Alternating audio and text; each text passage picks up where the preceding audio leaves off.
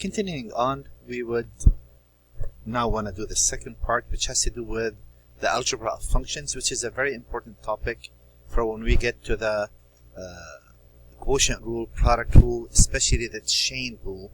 And domain is something that's never going to go away.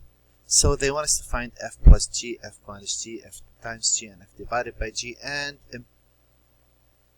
importantly state the domain.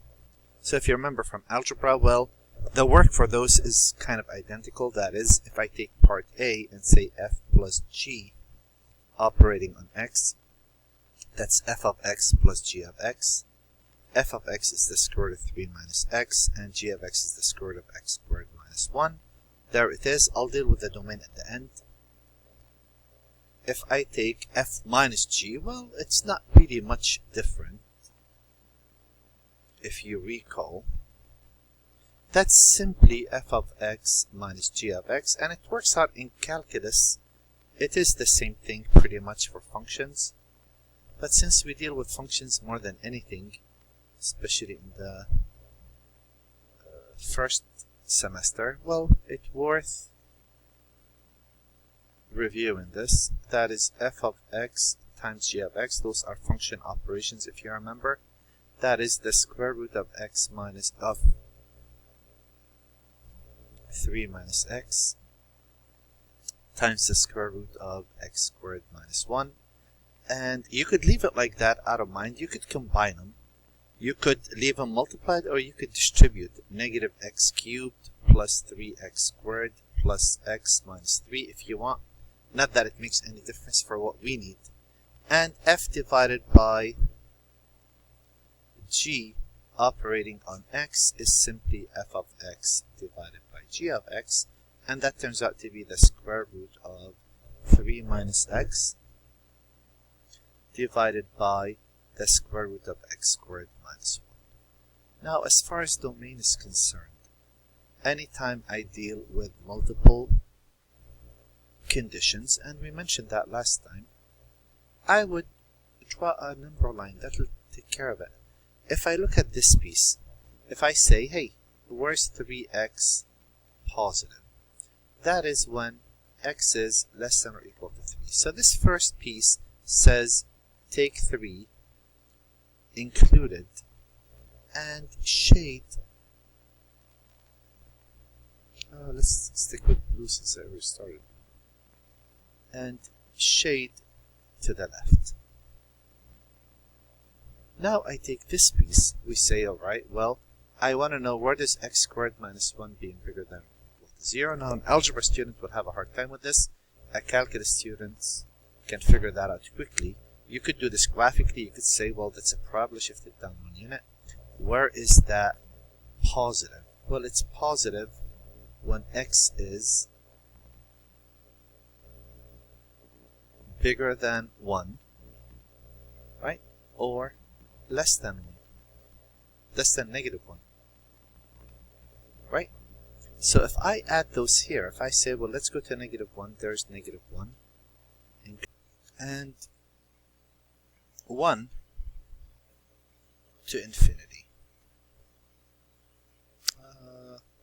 You know what? I'm gonna just alter this just a bit here, a bit compacted. I'm gonna move the 3 a bit further to the right, and I am gonna shade. There we go.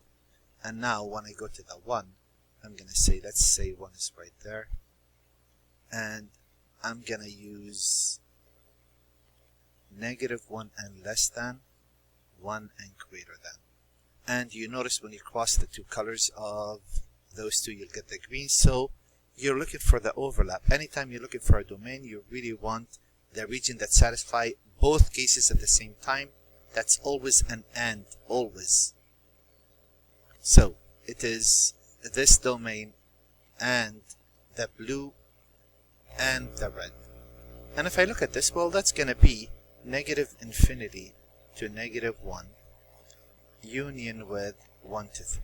And this domain applies to each of those, if you remember, and that's true, except for the last component. The last component has an added restriction. Since you're dividing by this, you would simply take the equal out. You would say, well, now x cannot equal plus or minus 1 on top of that.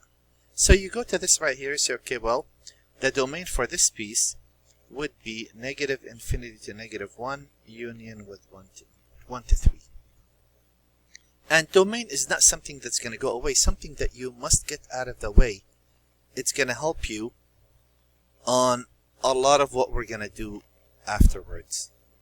So this is one review of function operation. Now we want to go to the composition, another massive topic. This is extremely important for calculus. It's kind of lengthy, but important nevertheless. I want to look at the following, and I wanted just to do part A and B for now. So that is, if I look at, and this is the idea, when you're using algebra of functions, and that's going to happen a lot, whenever I see a function that I used, its domain carries with it. If I don't use the function, then the domain doesn't carry with it. So when I look at this, if I was to use this function, automatically I know that x cannot equal a negative 1. But if I use g of x has no restriction. Domain is all real numbers. And I don't like the examples in this book, so I'm going to make one, and the next example I'm going to work out, I'm going to make it up and work it out for us.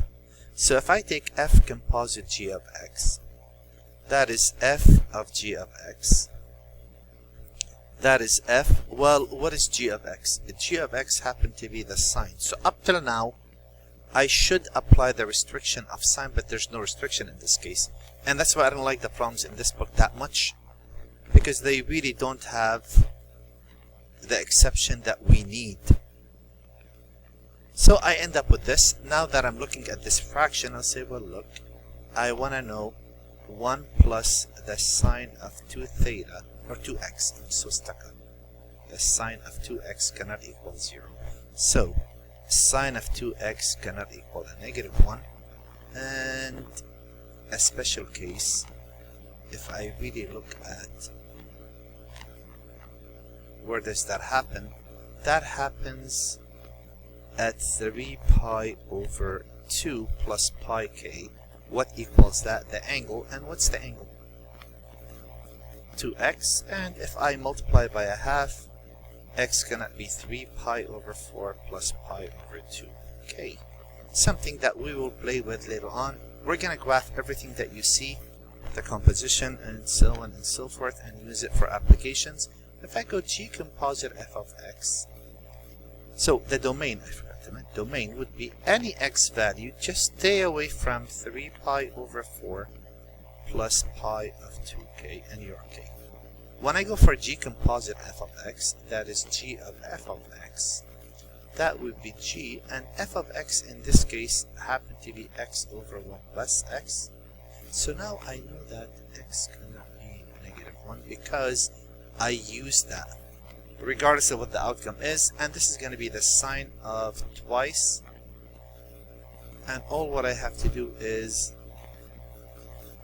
throw the x over x plus 1, or 1 plus x, and guess what?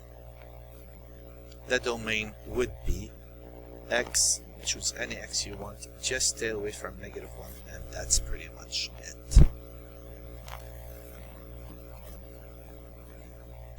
Well, here we go. I have another problem. I want to take f of g of x. That's f, g of x. So this is an example that I made up. Again, something that does come up in calculus every now and then. And this is saying, go to the f function. Wherever you see an x, throw a radical x. Oops, wrong color. And if I square that, I will simply get x. And there it is. And if I go for g of f of x, that would be g of f of x. F of x is x squared. That is the square root of x squared. That is x in absolute value. What's the domain? Well, domain here would be all real numbers. That's not a problem. And reason for that, if I look at what I used, the outcome is an x. x, and I used an x squared, which was already positive, right? Versus, if I get to this, I'll say the domain is